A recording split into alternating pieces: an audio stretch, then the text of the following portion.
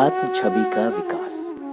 समाज के हर व्यक्ति की अपनी एक मानसिक तस्वीर रहती है या हर व्यक्ति का स्वयं का मानसिक ब्लूप्रिंट होता है और लगभग सभी लोग अपनी इस मानसिक तस्वीर से अनभिज्ञ रहते हैं या उनकी अपनी मानसिक तस्वीर उनके ही चेतन निगाह के सामने धुंधली रहती है या व्यक्ति खुद अपनी मानसिक तस्वीर को पहचानता ही ना हो।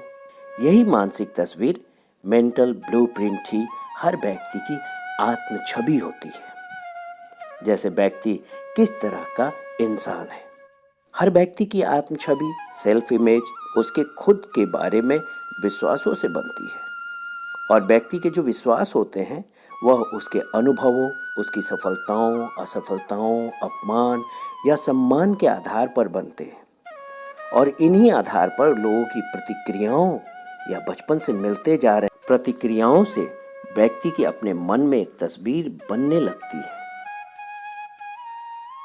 और जिसे व्यक्ति सच मान लेता है। और ऐसी तस्वीर या छवि पर व्यक्ति कभी सवाल नहीं करता बल्कि उस छवि को ही सच मानकर कार्य करता है और इसका परिणाम यह होता है कि व्यक्ति अपने सारे कार्य, भावनाएं, व्यवहार और अपनी योग्यता भी हमेशा इस आत्म छवि के अनुरूप होती है। अर्थात व्यक्ति खुद को जैसा इंसान मानता है वैसा ही बनता है। तब व्यक्ति अपने आत्म छवि का गुलाम हो जाता है। उसके तमाम प्रयास या इच्छा शक्ति के बावजूद वह अपनी आत्म छवि के विपरीत काम नहीं कर पाता और इसका एक ही इलाज है, व्यक्ति की इच्छा शक्ति जवाब वही है, बल्कि उनकी अपनी आत्म छवि का प्रबंधन ही जवाब है।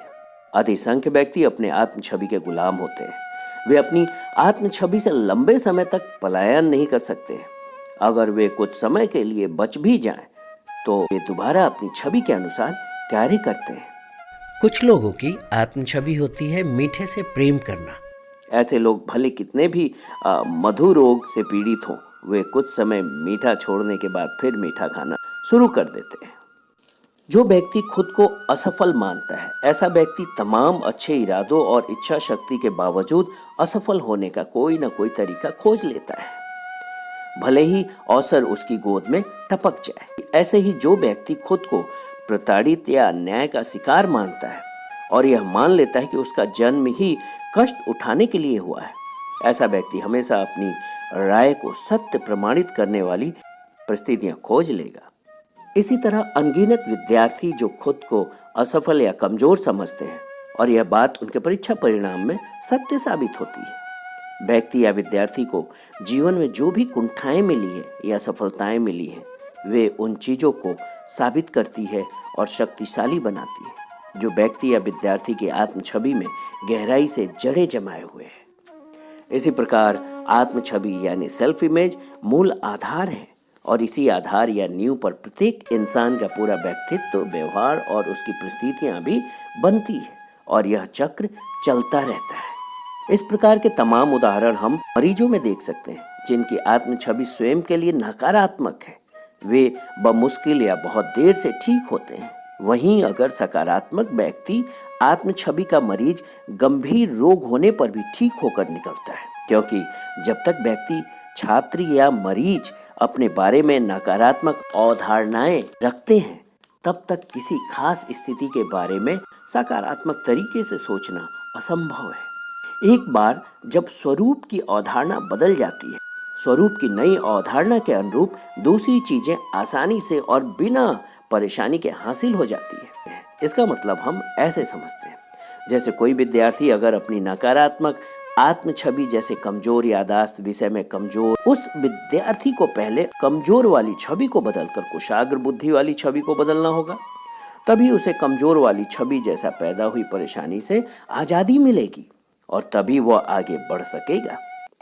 इसी तरह विद्यार्थी के नाखून कुतरने, हकलाने जैसी आदतों से छुटकारा मिल सकता है और इसी तरह संकोची और गुमसुम रहने वाले व्यक्ति साहसी तथा बहिर्मुखी बन जाते हैं तथा मूर्ख विद्यार्थी चौकस, प्रतिभाशाली किशोर बन सकता है। कुछ युवतियों में यह यकीन होता है कि वे बहुत बदसूरत हैं सिर्फ इसीलिए क्योंकि उनका मुंह, नाक या छाती या उनकी कद काठी, वजन फिल्मी हीरोइनों जैसी या उनके स्कूल की सबसे लोकप्रिय लड़की जैसी नहीं है। इसी तरह कुछ लड़कों यानी युवकों को यह यकीन होता है कि उनका चेहरा हुलिया फिल्मी सितारों या उनके लोकप्रिय हीरो की तरह नहीं है। इस प्रकार की काल्पनिक बदसूरत बड़ी ही आम धारणा है। एक सर्वे के मुताबिक 80 से 90% लोग किसी न किसी मायने में अपनी हुलिया से असंतुष्ट हैं और ये लोग उसी तरह से प्रतिक्रिया करते हैं मानो वे सचमुच विकृति के शिकार हैं और अपनी आत्म छवि उसी प्रकार बना लेते हैं और परिणाम डर, चिंताएं उन्हें सताने लगती हैं।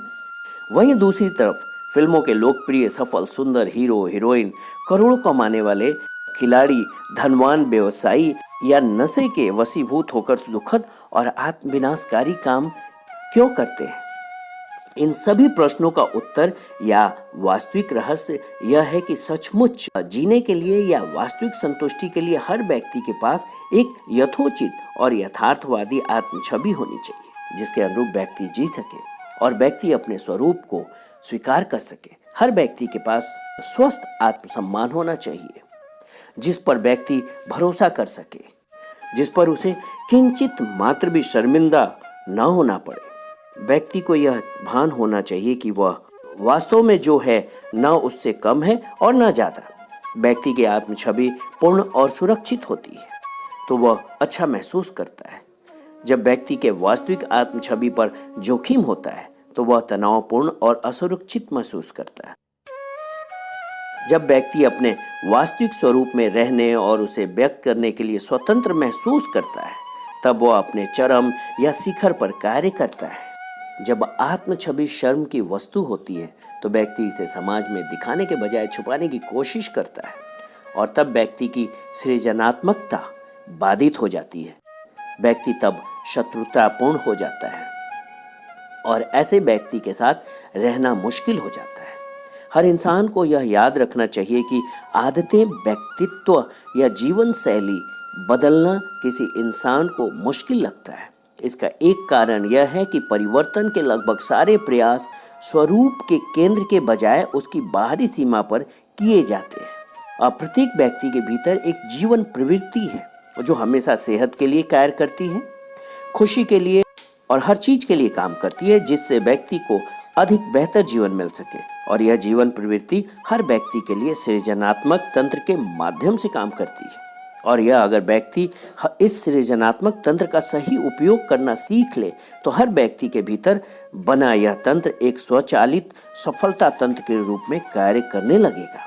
हमारे परिवेश में ऐसे बहुत से उदाहरण मिल जाएंगे जिससे यह निष्कर्ष निकलता है कि प्रकृति नहीं, परिवेश ही सफलता की बुनियाद है।